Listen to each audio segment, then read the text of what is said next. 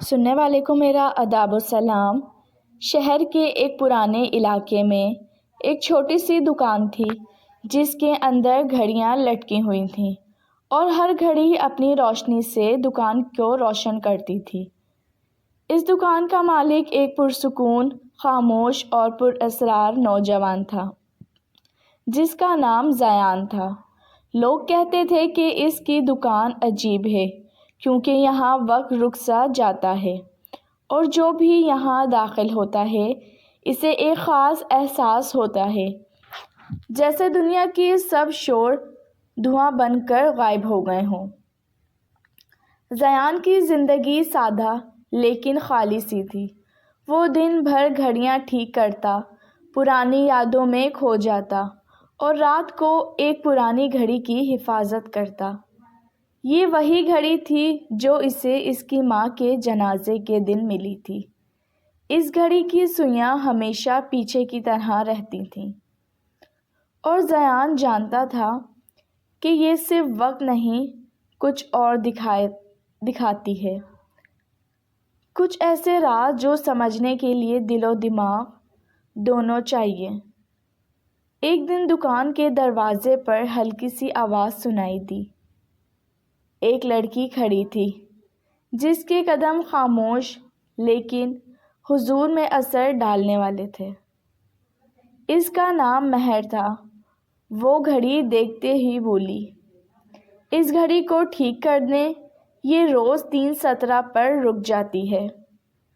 زیان کے دل کی دھڑکنیں تیز ہو گئیں۔ 3:17 وہی لمحہ تھا جب اس کی ماں نے آخری سانس لی تھی۔ اس کی روح میں اچانک خوف اور تجسس کی لہر دوڑ گئی۔ اس نے گھڑی کھولی اور اچانک ہلکی سی غیر انسانی آواز نے اس کے کان میں سرگوشی کی۔ ہر گھڑی وقت نہیں دکھاتی، کچھ سچ دکھاتی ہیں۔ رات کے اندھیرے میں زیان نے گھڑی کو دوبارہ چلانے کی کوشش کی۔ اچانک دکان کی دیواریں غائب ہو گئیں اور وہ خود کو اپنی گزری ہوئی زندگی کے ایک لمحے میں کھڑا پایا۔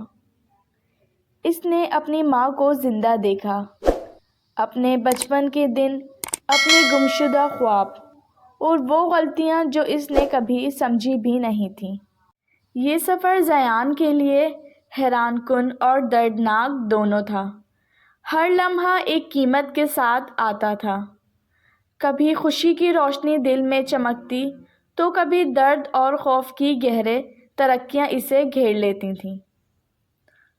اور اس سب کے دوران مہر خاموشی سے اس کے پاس کھڑی رہی، جیسے وقت کی نگران ہر لمحے کو دیکھتی مگر کچھ نہیں بولتی۔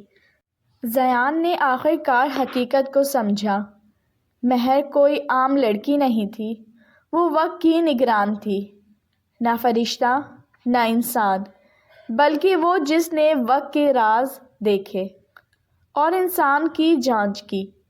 اس نے زیان سے کہا، تم وقت بدل سکتے ہو لیکن اپنی روح کھو دو گے۔ زیان کے پاس فیصلہ کرنے کا آخری لمحہ تھا۔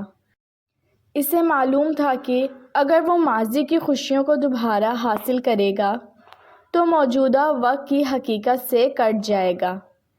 اس نے گھڑی رکھی، اپنے دل میں ماں کی یادیں اور گزری ہوئی زندگی کے لمحات محفوظ رکھے اور موجودہ وقت کی قدر کرنا سیکھا۔ صبح ہوئی تو دکان دوبارہ اپنی اصل حالت میں تھی۔ مہر خاموشی سے باہر گئی اور زیان نے محسوس کیا کہ وقت کبھی واپس نہیں آتا، لیکن ہماری یادیں ہمیشہ زندہ رہتی ہیں۔ اس دن کے بعد زیان نے اپنی زندگی کو نیا رویہ دیا، پرانے زخموں کو قبول کیا، موجودہ لمحے کو جیا اور مستقبل کے لیے دل میں امیدیں رکھیں۔ زیان اب کبھی اپنے ماضی میں واپس نہیں گیا، لیکن ہر گھڑی کو دیکھ کر وہ یاد رکھتا کہ وقت کے درمیان بھی محبت، یادیں اور سبق ہمیشہ رہتے ہیں، اور دکان کی گھڑیاں جو کبھی صرف وقت دکھاتی تھیں اب زیان کے دل کی دھڑکن کی مانند چلتی رہیں، یاد دلاتی ہے کہ زندگی کے ہر لمحے کی قدر کرو کیونکہ وقت کبھی رکتا نہیں۔ اگر یہ کہانی پسند آئی ہو تو چینل کو سبسکرائب کیجیے۔ رکھیے اپنا بہت خیال۔ کل ملوں گی نئی کہانی کے ساتھ، اجازت دیجیے، اللہ حافظ۔